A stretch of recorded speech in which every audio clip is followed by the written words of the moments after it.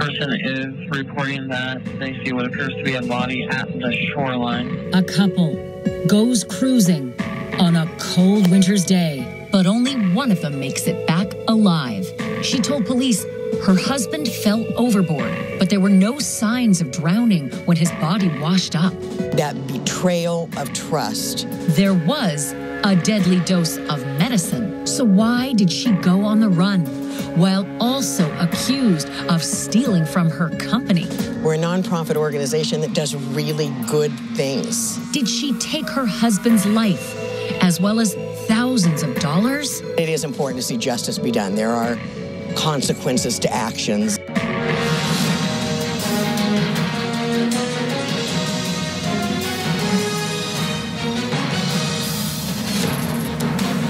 Good evening, everyone. I'm Ashleigh Banfield. This is Crime and Justice.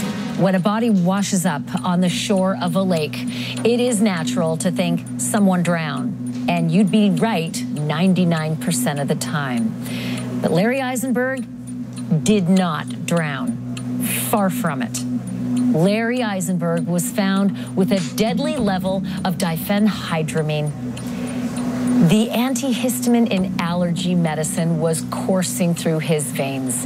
In fact, he had up to 70 times the normal dose, which most people probably wouldn't give to themselves, especially before taking a little lake cruise with their wife in the dead of winter. But that is allegedly how Lori Isenberg spent his last hours. His wife, Lori, telling the police he fell overboard while fixing the motor and then disappeared under the water. But Lori got a little harder to talk to after Larry's body resurfaced because Lori went on the run. She was about to be charged with grand theft and forgery after allegedly stealing $500,000 from the nonprofit where she'd been working. But Lori Isenberg is about to answer for those alleged bad deeds because she's turned herself in. And now she's preparing for trial. But she's also under investigation for that strange death of her husband. And the question tonight is whether she took his life along with all that money. Joining me now, Nate Eaton is the news director for EastIdahoNews.com. Also, retired detective and forensics specialist Karen Smith is with us. Defense attorney Troy Slayton is here. And on the phone, Dr. Tim Gallagher, medical examiner and forensic pathologist. Thank you all for joining me. Nate, if I can begin with you, why did Lori Isenberg run? Well, that's the big question. You know, this goes back to February. She was under investigation by the North Idaho Housing Coalition. This is a coalition that provides housing for middle to lower income families. She was under investigation, and on February 13th, bitter cold morning, she and Larry decide to go for a sunrise cruise, according to her. While they're on this cruise, she says that he stood up, felt a little sick, and then fell into the water. She didn't call the police for 2 hours. She said she didn't have her phone with her, and she didn't know that Larry's phone was in the boat. But then when she came back to shore and called authorities, she had a nosebleed. She said that was because she went to grab him as he fell in. But things just didn't seem right to the authorities. One thing led to another, and she ended up being charged with 40 counts of embezzlement from her job, the nonprofit job, and then she took off. She took off months later and wasn't found until just a few weeks ago. And then some strange emails came in from Lori Isenberg to her former employers. And let me just read, if I can, one from February 14th. I am a horrible person, but please, please, please don't punish Larry's family and his memory with this now.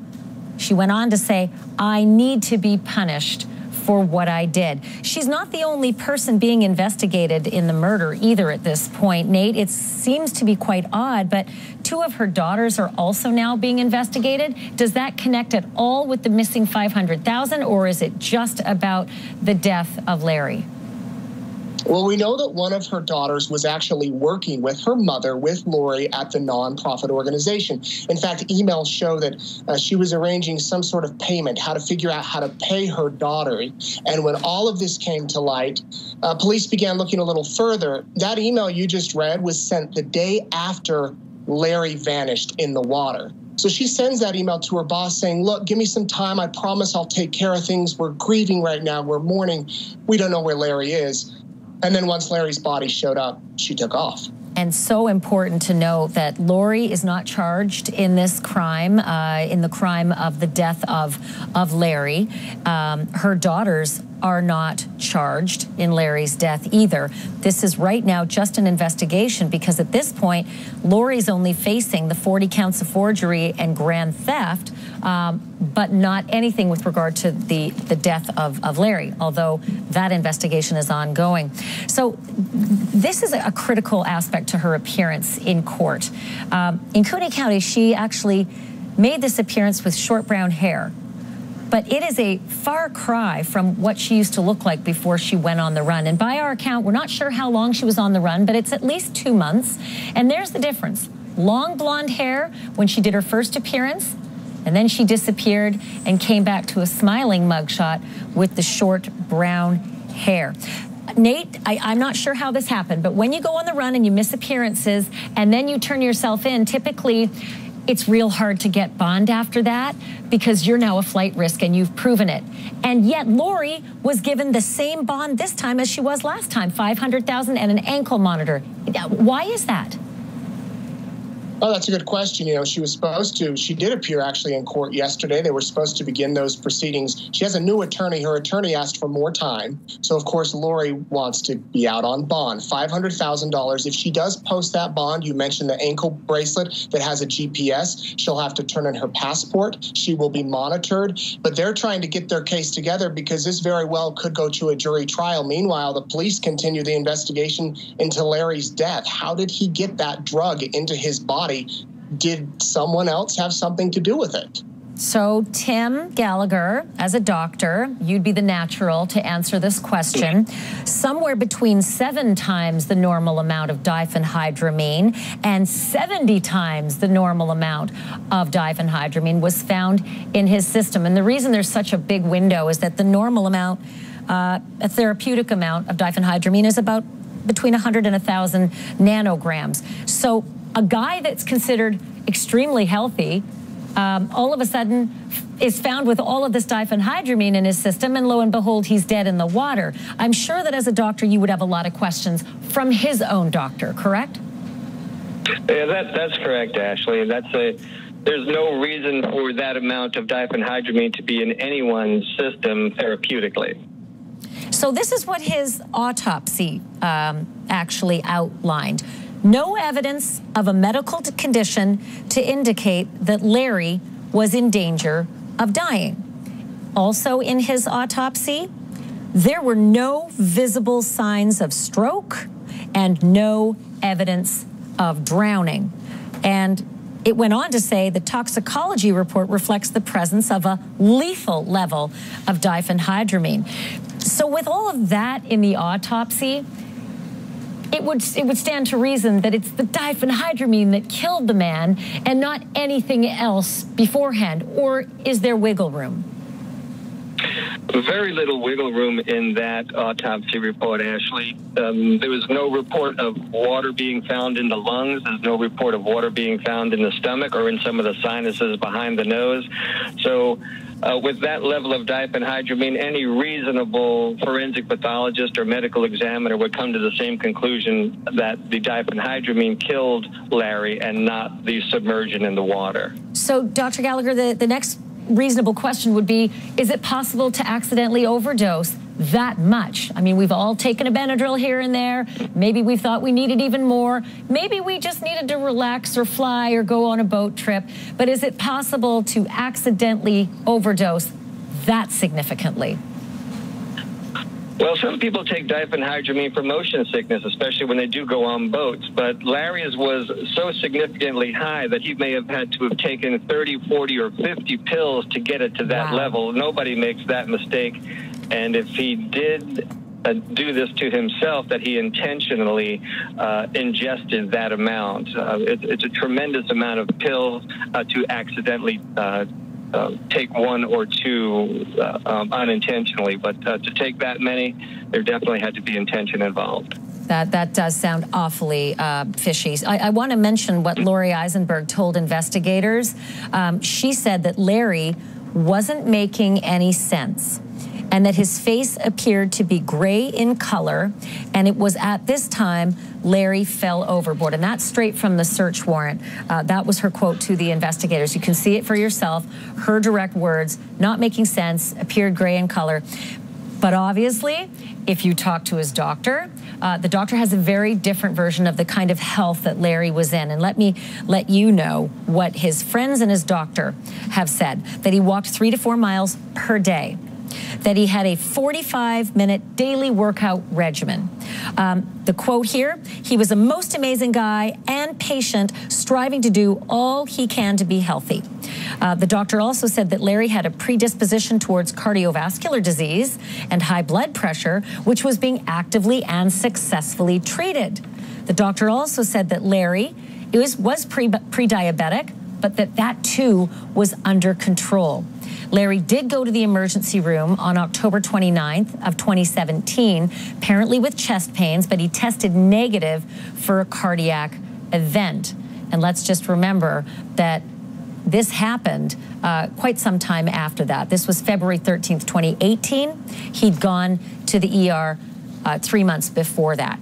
Larry also had a couple of emails, and this is hard evidence that can be presented in any kind of courtroom should there be one that arises. Larry wrote to his doctor February 9th, okay? Don't forget, he just disappeared on the 13th, but on February 9th of this year, he said, "I think a flu bug found me yesterday morning, our last day in Florida. I had the shakes, terrible equilibrium, and even my brain was foggy. I am better today by quite a bit." And he continued to go on in that email to say, "I have every intention of living long enough that you have to make a house call on Mars." Tim Gallagher, you couldn't write a better email literally a week or so before you disappear. But that is curious, a flu bug a week or so before he's found dead, and Lori says he turned gray and wasn't speaking properly. Does that factor in for you? You know, it does, and sometimes diphenhydramine can make you feel that way. It wouldn't be surprised if she may have attempted to force him to ingest some at that point as a test, and it created those symptoms in him, and then she knew later on to increase the dose to get the effect that she wanted, that being his death.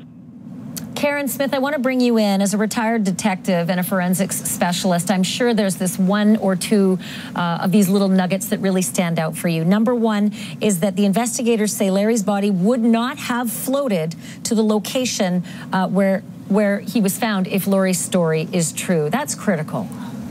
That's very critical.